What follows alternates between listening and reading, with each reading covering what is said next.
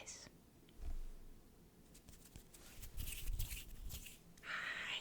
Hi guys.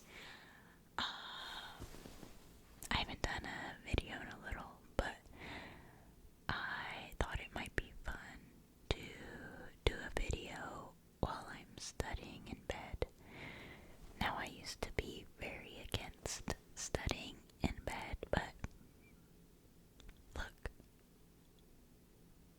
I only got one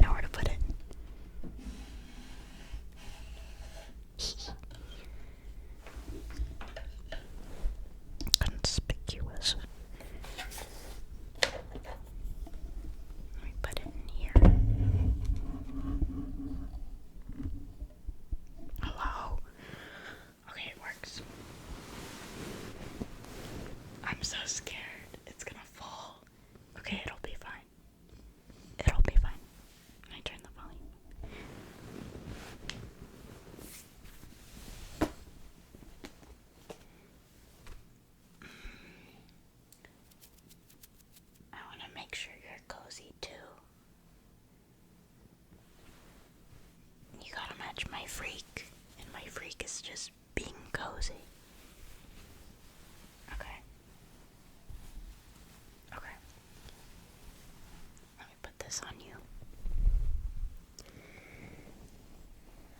Okay. Okay.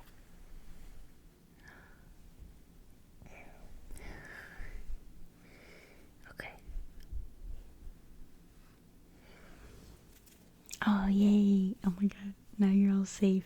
Now you're all safe and cozy in your little cave. Oh my god. Okay. Now you're in your little cave. Just like me.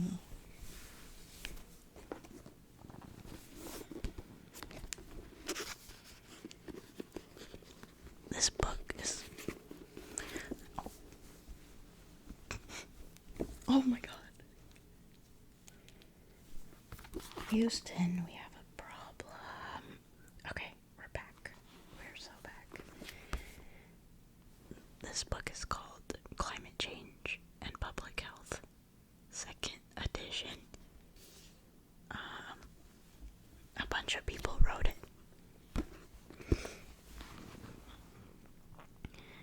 One of my professor friends gave it to me. Okay. Should I do soft spoken? Okay. Yeah, I'll do soft spoken. Buildings account for a considerable amount of GHG emissions, considering their full cycle, including construction, energy use, and ultimately demolition. We Americans spend 90% of our time indoors. What?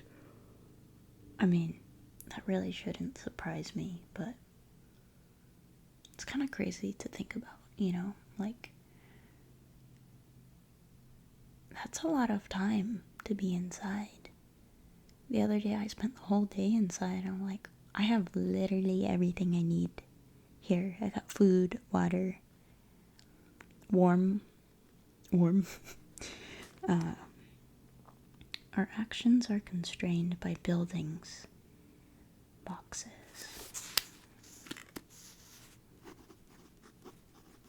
Boxes.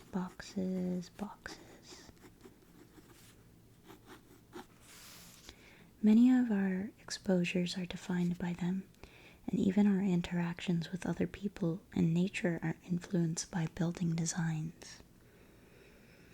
The Inflation Reduction Act, which was passed in 2022, has provided homeowners with unprecedented incentives to add solar power and improve the energy efficiency of home heating and cooling systems.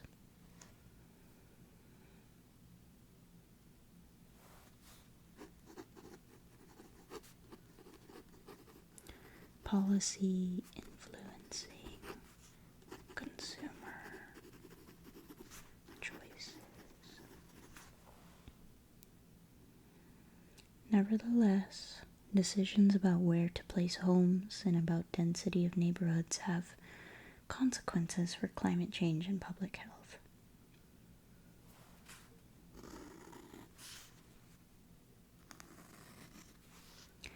In addition, the ability to be very selective in where to reside is a privilege of those with relatively substantial resources.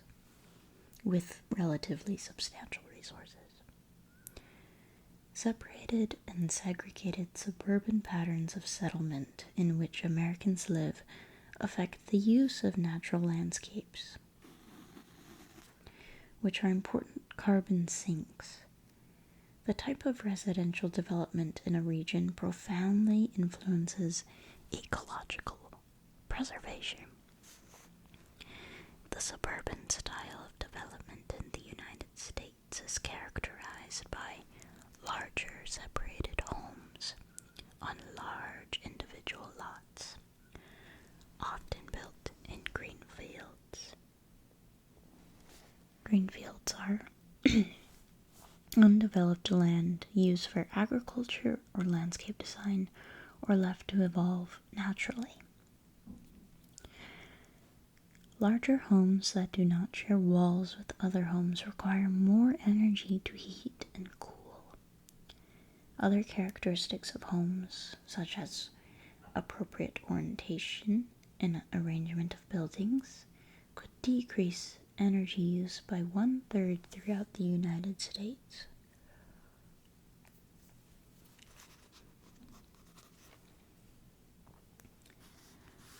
Homes built on large lots are often set further back from roads, therefore requiring longer driveways and facilitating larger lawns.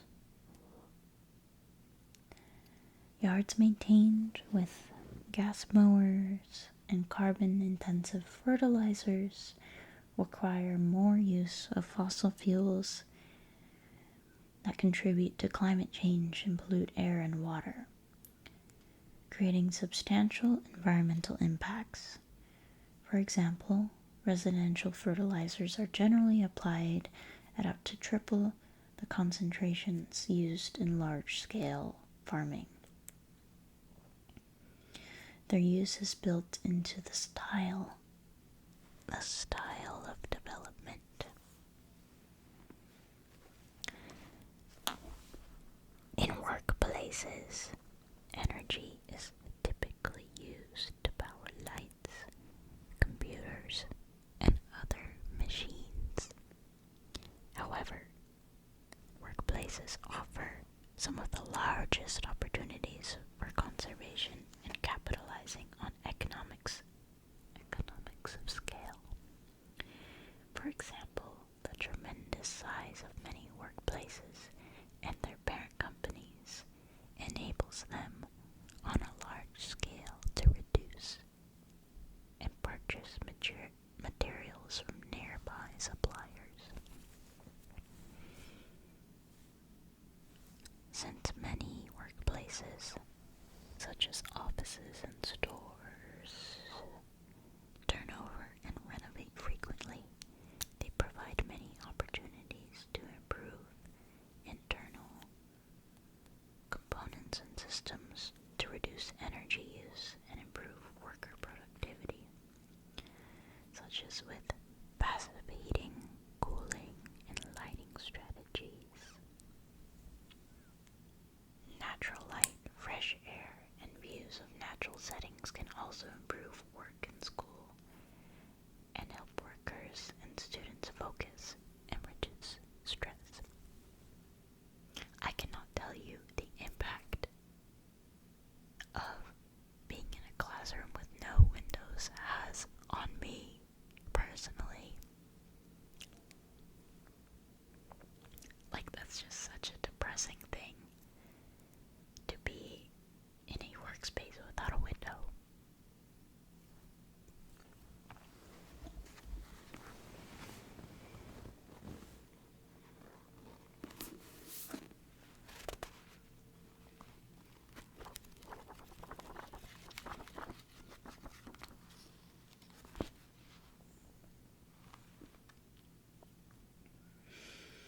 Conspicuous.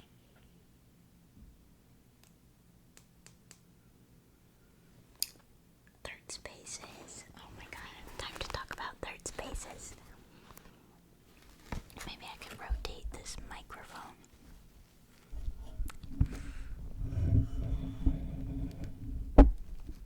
Hello.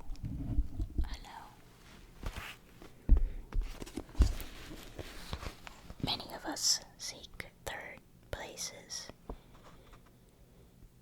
in which to spend time, engage with others, and participate in our communities. These places traditionally include places of worship,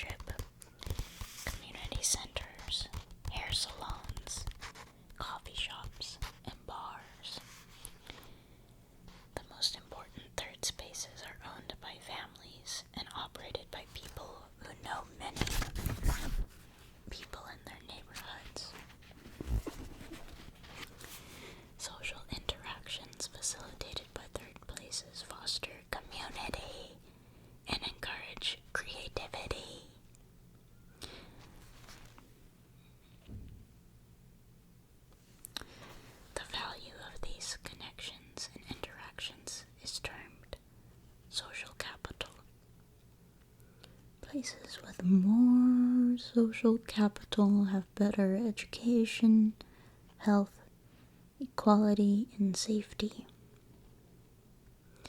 The structure of communities profoundly influences their amount of social capital. Strong social connections, trust among community members, and trust in public institutions are important in developing resilience to climate change, which often requires collective action. Collective action is over here, we got collective action, mutual aid, connectivity, social capital.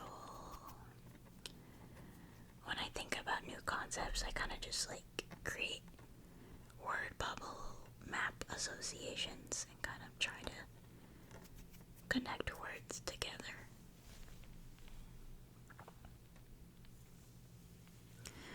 Open green spaces, such as public parks, offer excellent opportunities to create versatile third places while addressing climate change and improving health.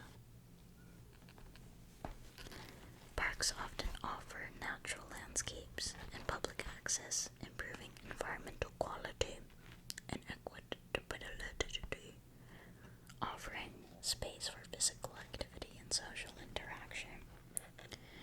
Community centers, sometimes in or adjacent to these spaces, often provide health services and may serve as places of shelter in emergencies, especially for marginalized populations. Because they set aside land from potential construction, parks can also guide surrounding development and influence population density. As landscapes, parks help manage stormwater and act as carbon sinks. They can often be managed with energy-efficient and nutrient-efficient practices. Parks offer activities for people of all ages and cultures. Dude, watching old people do Tai Chi in the park.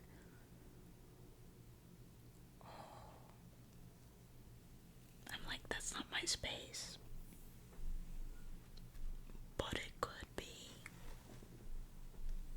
Maybe I'll just join the old people in the park.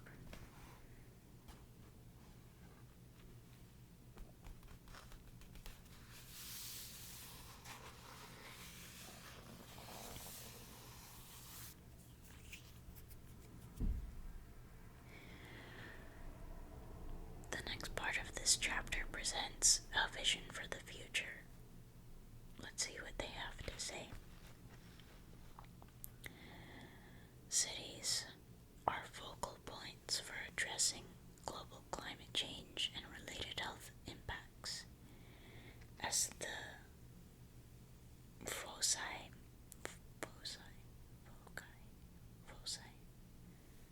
as the focus of economic activity and dense populations. Cities produce most GHG emissions, while also being the locations where many of the health impacts of climate change are experienced. Cities, which are the sites of the most severe health impacts of heat waves, can be leaders in reducing GHG emissions. Cities benefit from actions to mitigate climate change.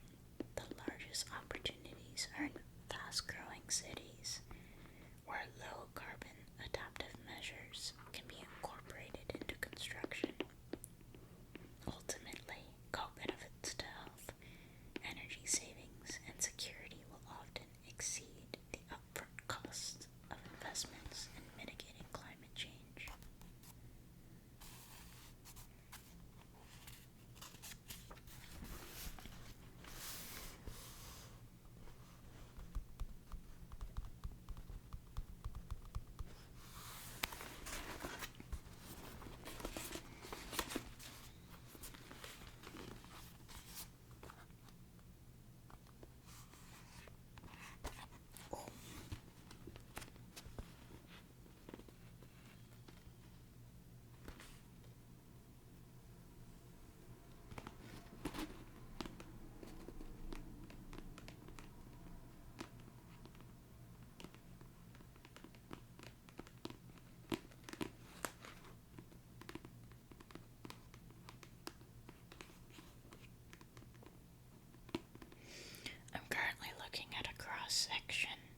It's figure 16 2.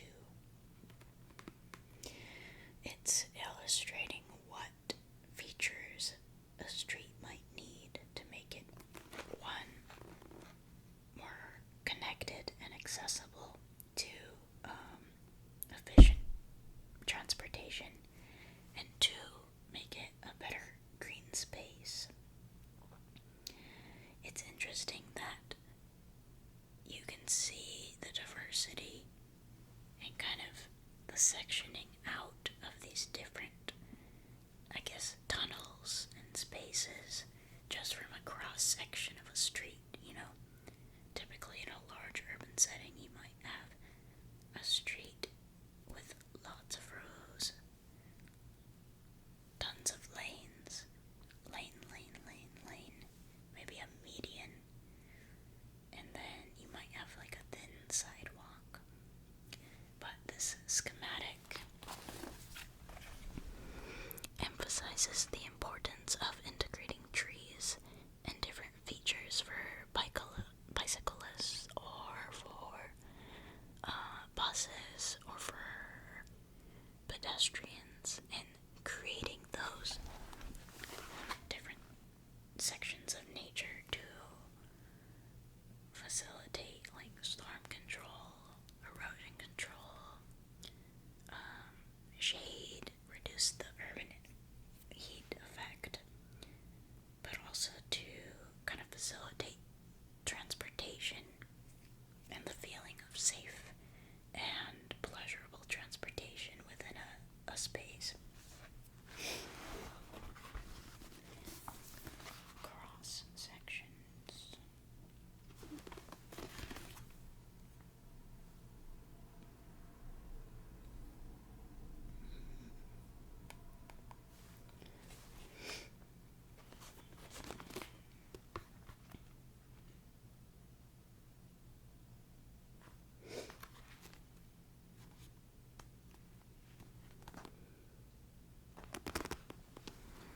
Alright, I'm gonna keep reading on my own, but